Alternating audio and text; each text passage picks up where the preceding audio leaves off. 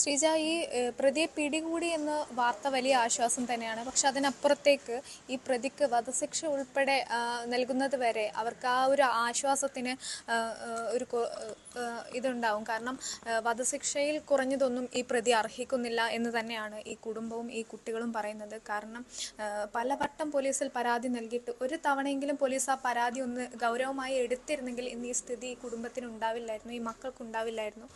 ആ പ്രതി പിടിക്കപ്പെട്ടിട്ട് പോലും ഒരു തരി കുറ്റബോധമില്ലാതെ, ഒരു കൂസലില്ലാതെയാണ് ആ പ്രതി ഇന്നലെ പോലീസിൻ്റെ മുമ്പിൽ അത്രയും നാട്ടുകാർ അത്രയും രോഷത്തിൽ നിൽക്കുമ്പോൾ പോലും ഒരു കൂസലില്ലാതെ ഇനിയും കൊല്ലും, 3 പേരെ കൂടി ഇനിയും കൊല്ലാനുണ്ട് എന്ന് തന്നെ ആവർത്തിച്ചുകൊണ്ടിരുന്ന ഒരു പ്രതിയാണ്. അപ്പോൾ ആ പ്രതിക്ക് വധശിക്ഷയിൽ കുറഞ്ഞതൊന്നും ഈ കുട്ടികളും ഈ നാട്ടുകാരും ആഗ്രഹിക്കുന്നില്ല, അത് പ്രതി അർഹിക്കുന്നില്ല എന്ന് തന്നെയാണ് പറയാനുള്ളത്. സുധാകരൻ്റെ മക്കളുണ്ട്. മോളെ, ഈ പ്രതിനെ പിടിച്ചത് ആശ്വാസമുള്ള ഒരു വാർത്ത തന്നെയാണ്. പക്ഷെ ആശ്വാസമാണ് ചേച്ചി, പക്ഷെ ഒന്ന് കൊന്നു തന്നാൽ മതി. ഇനി ഞങ്ങൾക്ക് വയ്യ ഇനി പറയാൻ. എല്ലാവരുടെ അടുത്ത് തന്നെ ഞങ്ങൾ പറഞ്ഞുകൊണ്ടിരിക്കണത്, കാര്യം വയ്യ.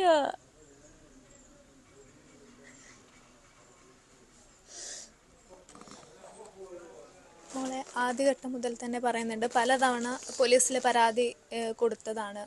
ഇപ്പോൾ പിടിച്ചു, അത് ആശ്വാസമുണ്ട്. പക്ഷെ അതിനപ്പുറത്തേക്ക് ഇപ്പോൾ നാട്ടുകാരെ ഉൾപ്പെടെ പറയുന്നത് പോലീസിനോ നിയമത്തിനോ അല്ല, നാട്ടുകാരുടെ മുമ്പിലായിരുന്നു പ്രതിയെ കിട്ടേണ്ടത് എന്നാണ് പറയുന്നത്. നിങ്ങൾക്ക് വിശ്വാസമുണ്ടോ?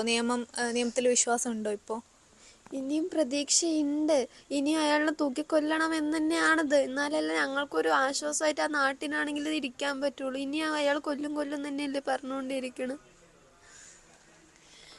അത് തന്നെയാണ് ശ്രീജ. കാരണം ഈ കുട്ടികൾ ഉൾപ്പെടെ പലവട്ടം പറഞ്ഞതാണ് ആ കാര്യം.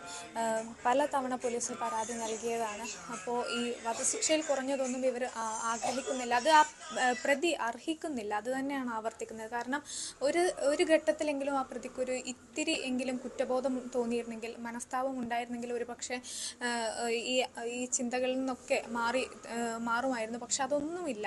ഇനിയും കൊലപാതകങ്ങൾ നടത്തും. അതും എന്തിൻ്റെ പേരിൽ? ഒരു പ്രകോപനവുമില്ലാതെ വെറും അന്ധവിശ്വാസത്തിൻ്റെ പേരിലാണ് ആദ്യ കൊലപാതകം നടക്കുന്നത്. അതിന് പിന്നാലെ ഇയാളുടെ വ്യക്തിവൈരാഗ്യം, പക, അതൊടുങ്ങാതെ വീണ്ടും കൊലപാതകങ്ങൾ നടത്തിക്കൊണ്ടേയിരിക്കുന്നു. ഒരു ദിവസം കൊണ്ട് ഒരു 2 പെൺമക്കളുടെ ജീവിതമാണ് അനാഥമായത്.